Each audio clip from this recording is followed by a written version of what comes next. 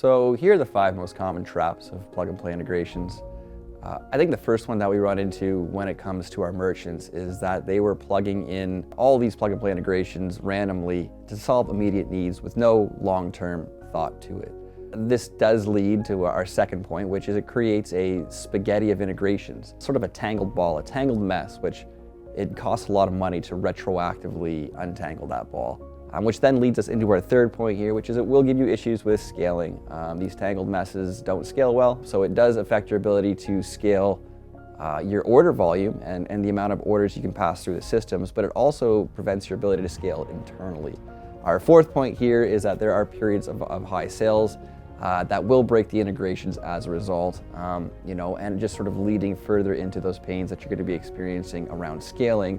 But this brings us to our fifth and final point, which I think really is the root cause of all of this, is that there's just a lack of strategic thinking around how you apply plug-and-play integrations in concert with a much more comprehensive integration platform and integration strategy.